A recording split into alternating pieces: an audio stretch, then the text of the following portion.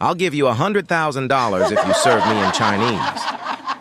Richard Blackwood's voice echoed through the hall of the Prestige Club, Manhattan's most expensive restaurant, causing all conversation to stop instantly. The green bills fell onto Jasmine's silver tray like materialized insults. One by one, 100,000 spread across the polished metal, creating a grotesque spectacle that made all the eyes of New York's elite turn to her. Jasmine Williams was 29 years old and never imagined that her life as a doctor of linguistics would turn into a daily struggle for survival.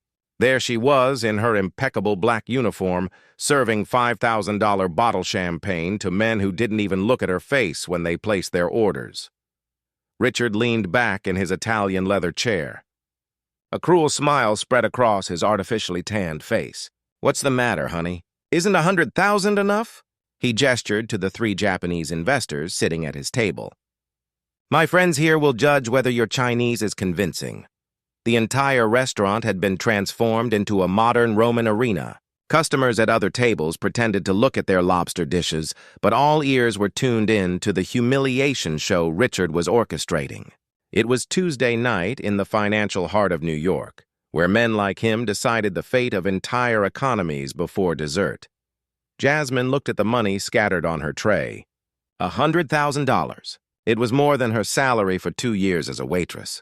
It was enough to pay off her mother's medical bills, to get her younger sister out of the precarious public school, to finally breathe without that tightness in her chest that had accompanied her for 3 years. But she knew it wasn't about money. It was about power. It was about Richard Blackwood, a 52-year-old real estate mogul proving to important investors that he was in control, that he could humiliate a simple black waitress just because he could. "You know what's best?" Richard continued, clapping his hands slowly in mock applause. "If you fail, you'll have to apologize here in front of everyone for wasting our time because I bet my fortune you don't even know how to say thank you in Chinese." The Japanese investors' laughter was awkward, forced. One of them, an older man with gold-rimmed glasses, frowned with visible discomfort. Jasmine took a deep breath. Her fingers dug into the side of the tray until her knuckles turned white. For a brief moment, she thought about her old life when she was Dr. Jasmine Williams, when she gave lectures at international universities, when her name was synonymous with academic excellence. 3 years ago, everything had fallen apart when her mother was diagnosed with cancer. The medical bills, the bankruptcy, the loss of everything. Now she was here being humiliated by a man who probably didn't even know how to conjugate a verb in English correctly. "I accept," she said, and her voice came out firmer than she had expected. Richard's smile faltered for a split second. "What's that?" "I accept your proposal. Mr. Blackwood, I will serve you in Chinese, and when I'm done, you will pay me the 100,000 here in front of everyone." While everyone mocked the waitress who dared to accept the impossible challenge, her eyes revealed a serenity that only exists in those who have weathered much worse storms and kept secrets too powerful to be revealed before the right time. Richard clapped slowly, the sound echoing through the room like gunshots. "Perfect. Then let's make this more interesting." He turned to the Japanese investors, his cruel smile spreading even wider. "Gentlemen, you have just witnessed typical arrogance. This employee really believes she can impress us?" Hiroshi Tanaka, the oldest investor, adjusted his glasses with visible discomfort.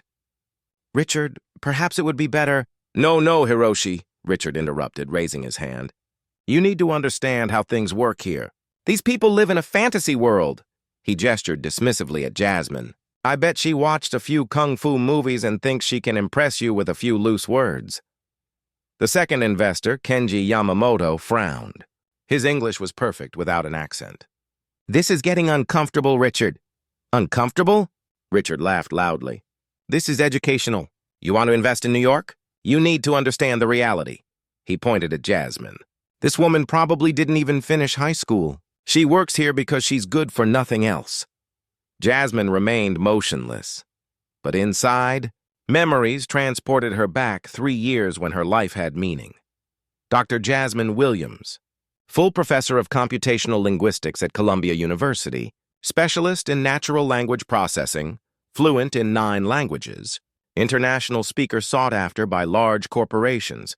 Everything changed with a phone call in the middle of the night. Your mother had a stroke. It's serious. Dorothy Williams, 58, Jasmine's only family, was in a coma.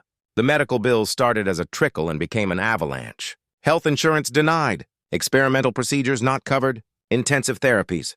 Jasmine sold everything. Her Manhattan apartment, her car, her jewelry, even her collection of rare books. She took a leave of absence from the university, then a sabbatical, then simply couldn't go back. When Dorothy finally woke up after 6 months, she was different. She needed 24-hour care, physical therapy, expensive medications. Insurance had limits. Did Jasmine have a choice? The medical debt reached $800,000. She declared bankruptcy. The university filled her position. Colleagues stopped returning her calls. Friends disappeared when they realized she was no longer useful to their careers. Do you know what the problem is with you people? Richard continued, now completely drunk on his own power. You always want more than you deserve, always trying to be something you're not. Jasmine blinked, returning to the present. She watched Richard gesticulate dramatically, unaware that he was about to face someone with a PhD in applied linguistics from MIT, specializing in Chinese dialectology, who had given master classes on Mandarin tonal variations to crowded graduate classes. Do you know how many languages I speak?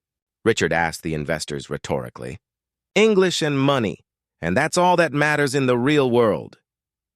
Yuki Sato, the third investor, who had remained silent, finally spoke up. His English had a slight accent, but was precise. Maybe we should give her a real chance, too. A real chance? Richard laughed. Yuki, you're too kind. But look at her. Really look. He pointed at Jasmine with disdain. This woman carries trays for a living. She can probably barely afford rent for a one-room apartment in the Bronx. He wasn't wrong. Jasmine shared a tiny apartment with 3 other people, worked 2 jobs, waitress at the Prestige Club at night, caregiver at a clinic during the day. She slept 5 hours a night when she was lucky. Every penny went to her mother's medication, physical therapy, and basic survival expenses. But Richard didn't know that she still had access to academic portals, that she studied computational linguistics in the early hours of the morning when she couldn't sleep, that she corresponded with researchers in Beijing in fluent Mandarin, that her thesis on neural language processing had been cited in more than 200 international papers. Let's establish the rules clearly, Richard announced, clearly enjoying himself. If she can make a convincing order in Chinese, not single words, but a complete presentation of the menu with detailed explanations, I'll pay the 100,000. Richard, this really isn't necessary, Hiroshi tried again. But Richard continued, completely ignoring the objection. When she fails, and she will fail spectacularly, she will kneel right here and apologize to every person in this restaurant for wasting our time. A heavy silence fell over the hall. Even the waiters stopped moving. Customers at other tables had turned completely to watch the spectacle, and what's more, Richard couldn't stop. She'll publicly admit that she tried to deceive us, that she's nothing but a desperate imposter craving attention.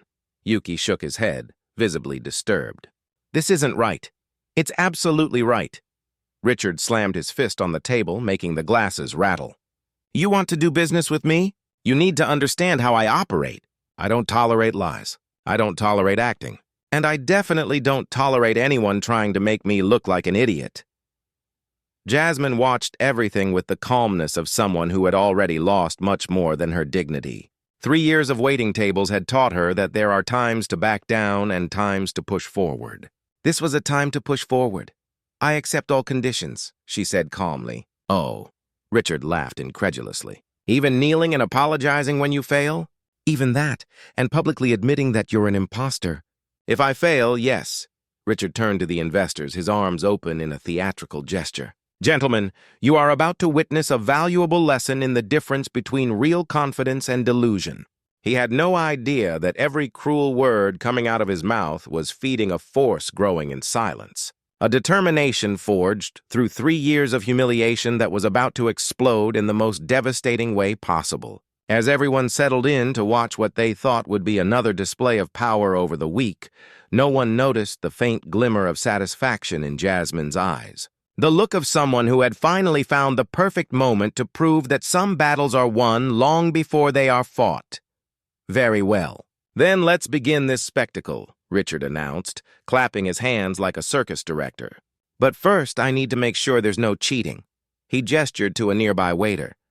Bring the special Chinese menu, the one we use for investors from Shanghai. The waiter hesitated. Mr. Blackwood, that menu has over 40 dishes with very specific technical descriptions. Perfect. Richard laughed loudly. If our language expert really knows Chinese, she won't have any trouble with a few technical details, right? Hiroshi Tanaka shifted uneasily in his chair. Richard, this is becoming cruel. Maybe we should— Cruel! Richard cut him off sharply. Hiroshi, you don't understand. This is pedagogy. These people need to learn their limits. He pointed at Jasmine. Look at her. Still standing there with that arrogant pose, still thinking she can fool us. What Richard didn't know was that at that very moment, Jasmine was mentally reviewing her doctoral thesis on dialectal variations in modern Mandarin. 3 years ago, she had spent 6 months in Beijing as a visiting researcher at the China Foreign Languages University, studying regional gastronomic terminology in depth. Her advisor, Professor Chinny Ming, had been extremely strict. Doctoral candidate Williams, he would often say in Mandarin, if you can't explain a Sichuan dish using the correct Beijing tones, how do you expect to translate trade agreements for multinational corporations? Jasmine had cried from frustration many nights in that tiny Beijing apartment, memorizing not just vocabulary, but cultural subtleties, regional accents, and culinary slang that only native chefs used. She had defended her research in fluent Mandarin before a panel of Chinese professors who questioned her for 2 hours straight without a single word of English. While we wait for the menu, Richard said, amused, how about she tells us a little about her experience with languages? He made air quotes mockingly. Where exactly did you learn Chinese? Watching movies with subtitles? Yuki Sato, who had stayed mostly quiet, finally spoke. Richard, may I ask a question? His English was precise and formal. Why is this so important to you? Because, Richard leaned back in his chair, you're considering investing $200 million with me. You need to see how I operate, how I spot people who pretend to be something they're not. He gestured dramatically. This woman is clearly lying about her abilities. And if I can't recognize an obvious lie, how could you trust my judgment with investments? Kenji Yamamoto shook his head. That doesn't make sense, Richard. Even if she doesn't know Chinese, it has nothing to do with her business skills. It does, Richard snapped, slamming his fist on the table. It's about integrity, honesty, and not tolerating people who deceive me. What none of them realized was that while Richard spoke, Jasmine was studying every detail. In her 6 months serving at the Prestige Club, she had developed a sharp skill, reading people, especially the powerful and arrogant kind. Richard Blackwood was an open book to anyone who knew where to look. He constantly bragged about his Asian investors while mispronouncing Japanese names and mixing up cultural references. Just last week, she had seen him trying to impress Korean clients by talking about ancient Chinese customs. The man was a fraud wrapped in wealth. Ah, here it is, Richard said when the waiter brought a leather-bound menu. Special menu straight from our chefs in Shanghai. 3 dishes, each with full technical descriptions. He opened it, and for a brief second his confidence faltered. Well, there are a lot of characters here, he muttered. Hiroshi leaned over. Can I take a look? No, Richard snapped the menu shut. She needs to do this on her own. No help. He handed it to Jasmine. Come on, expert. Describe 5 dishes in Chinese in detail. Jasmine opened the menu and almost smiled. It was exactly the kind she had studied for months in Beijing. She immediately recognized several Sichuan specialties she had not only studied, but prepared herself during cultural immersion classes. Can I choose which dishes? She asked calmly. Of course, Richard laughed. Pick the easiest ones if you want. You're going to fail anyway. What Richard couldn't imagine was that Jasmine was recalling her presentation at Beijing University on the evolution of gastronomic terminology in contemporary Mandarin. She had defended it before 200 people, including top chefs and critics. Before I begin, Jasmine said, looking directly at Hiroshi, I'd like to confirm something with you gentlemen. Are you fluent in Mandarin? Hiroshi blinked. I speak a little. What about you, Mr. Yamamoto? Kenji shook his head. Just the basics. Why do you ask? Richard laughed loudly. See? Already making excuses. Oh, you won't understand anyway, he mimicked in a childish tone. Pathetic. Actually, Jasmine said calmly, I asked because I want to make sure there's at least one person qualified to judge my pronunciation. Intonation and tones. Yuki Sato sat straighter in his chair. I'm fluent, he said slowly. I was born in Osaka but lived in Taiwan for 10 years. My Mandarin is solid, Richard hesitated for the first time. Well, that's perfect, he said, though inside he felt a flicker of unease. Jasmine's calm had shifted from irritating to intimidating. There's one more thing, Jasmine continued. You said this is about integrity and honesty. So may I suggest we make it more interesting? How so? Richard asked, his tone less confident. If I can not only describe 5 dishes in Mandarin, but also explain their regional origins, preparation, and cultural meaning. You double the bet to 200,000. The room fell silent. Even the waiters froze. And if I fail, Jasmine added, in addition to kneeling and apologizing, I'll work here for free for 1 month. Richard stared at her. For a second, he looked like he might back down. But with the Japanese investors watching, pride wouldn't let him. 200,000, he repeated slowly. That's right. And if I fail, I work for free. Correct, Hiroshi tried to intervene one last time. This has gone too far. I accept, Richard said, shaking her hand. 200,000 if you succeed. A month of unpaid work if you fail. Jasmine gripped his hand firmly. Deal. What she didn't say was that 3 years earlier, she had been invited by the Chinese ambassador to the United States to interpret at a diplomatic dinner on culinary cooperation. She didn't mention that her thesis had been published by Cambridge University Press under the title Linguistic Bridges, How Food Vocabulary Reflects Cultural Evolution in Modern Mandarin. Nor did she reveal that she had spent 6 months dining with Beijing families, studying dialects and ancestral recipes most natives never learned. As Richard prepared to witness what he thought would be her humiliation, Jasmine took a deep breath, ready to show the difference between arrogance built on privilege and confidence built on knowledge. The menu lay open before her. The investors leaned forward. The entire restaurant went still.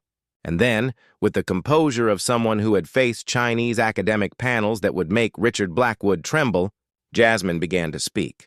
Her Mandarin was so perfect and fluent that even Yuki Sato's eyes widened in shock. As her words flowed with the precision of someone who understood not just the language but the soul behind it, everyone realized this wasn't just a test of knowledge. It was a masterclass in humility. Good evening, gentlemen. Allow me to introduce our special selection for tonight, Jasmine said in Mandarin, her pronunciation flawless. It wasn't just fluency, it was academic Mandarin, formal and exact, with tones shaped by years of study. We will begin with authentic Sichuan mapo tofu, she continued, prepared with 2-year-aged Pichian chili peppers using the traditional technique of Master Chen from Chengdu. Richard blinked, confused. Wait, is that real Chinese? Yuki raised his hand for silence, completely mesmerized. Jasmine continued, This dish represents the culinary philosophy of balancing mala, the numbness of Sichuan pepper, with the heat of red chilies. The silky texture of tofu symbolizes the harmony between simplicity and complexity, she said in flawless Mandarin. My God, Yasuki muttered in English, glancing at the other investors. She's not just speaking Mandarin. She's explaining gastronomic philosophy using vocabulary that not even all Chinese people know. Richard's face began to pale. That has to be a trick. Jasmine turned to him and, for the first time that evening, smiled. Would you like me to continue in Beijing dialect, Hong Kong Cantonese, or perhaps Taiwanese Mandarin, Mr. Blackwood? She asked calmly in English. What do you mean by different dialects? Richard stammered. Well, Jasmine replied, then began to speak fluent Cantonese. In Hong Kong, we would present the same dish with a different cultural approach, emphasizing the traditions of Qing dynasty tea houses, she explained in Cantonese. Yasuki slammed his hand on the table. Perfect Cantonese, authentic Hong Kong accent. Richard was visibly desperate now. "Who the hell are you?" Jasmine paused, looked at him with devastating calm, and replied, "I am Dr. Jasmine Williams, Ph.D. in computational linguistics from Columbia University, specializing in natural language processing. I am fluent in 9 languages, former full professor, visiting researcher at Beijing Foreign Studies University, and author of Linguistic Bridges, How Food Vocabulary Reflects Cultural Evolution in Modern Mandarin, published by Cambridge University Press. The silence that followed was absolute. I worked as a simultaneous translator for the UN, embassies, and international conferences. 3 years ago, I gave up everything to take care of my mother after she had a stroke. The medical bills bankrupted me." Her voice did not waver once. Hiroshi was speechless. "You're a real doctor?" "With a postdoctoral degree in Chinese dialectology from MIT, Jasmine replied calmly. "I spent 6 months in Beijing studying regional food terminology specifically for my thesis." Richard tried to recover, but his voice came out strangled. That's impossible. A doctor can't be working as a waitress." Jasmine interrupted him. "Why not, Mr. Blackwood? Don't doctors need to eat? Don't they have bills to pay? Can't they have sick families who need care?" Yuki rose from his chair. "Richard, you just tried to publicly humiliate one of the most qualified academics I've ever met. I didn't know." Richard protested desperately. "Exactly," said Jasmine, her voice sharp as a blade. "You didn't know, but you assumed. You looked at a black woman waiting tables and decided she was ignorant, uneducated, inferior." Kenji shook his head in disbelief. "Richard, what kind of person are you?" "Let me finish the presentation," Jasmine said, returning to Mandarin. "The second course is Peking duck, prepared according to the technique of the Quanjude restaurant, established in 1864. The 24-hour marinating process and traditional fruit wood oven create the characteristic crispy skin that represents centuries of culinary refinement," she explained with technical perfection. Richard was sweating now. People at other tables had stopped pretending not to watch. Everyone was captivated. "The third dish," Jasmine continued in Mandarin, "is Shanghai Xiaolong Bao, where each dumpling contains exactly 18 folds, a number symbolizing prosperity in Chinese culture.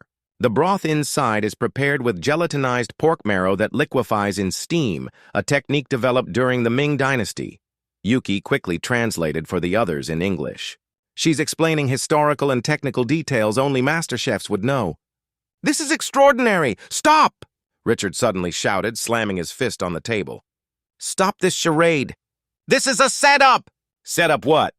Yuki turned to him, her voice icy. "That she knows more about Chinese culture than you could ever dream of?" She can't be a doctor and work here." Richard was clearly panicking now. "Why not?" Hiroshi asked coldly. "Because people like you believe intelligence and education belong only to the rich?" Jasmine placed the menu on the table. "Mr. Blackwood, you offered me $200,000 to do something I was doing professionally 5 years ago before life knocked me down. Technical descriptions of Chinese cuisine were literally part of my research area." "This can't be happening," Richard muttered, running his hands through his hair. "It is happening," Yasuki said, pulling his phone from his pocket. "And you know what, Richard?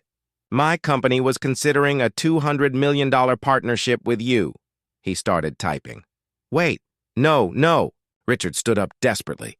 "A man who publicly humiliates a brilliant scholar out of pure prejudice isn't someone we do business with," Kenji said, also taking out his phone. "You can't cancel everything because of a misunderstanding," Richard pleaded. "Misunderstanding?"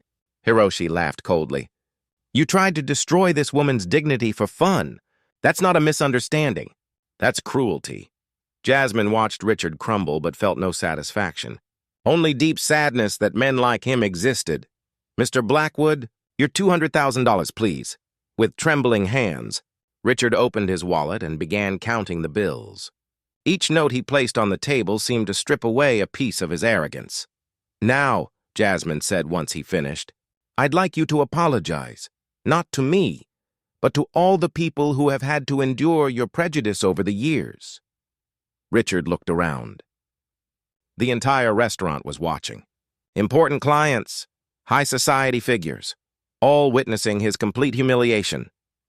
"I apologize," he muttered. "I didn't hear you," Jasmine said calmly. I apologize, Richard shouted, his voice echoing through the silent hall. At that moment, as one of Manhattan's most powerful men publicly begged forgiveness for his ignorance, everyone realized they had witnessed something greater than revenge.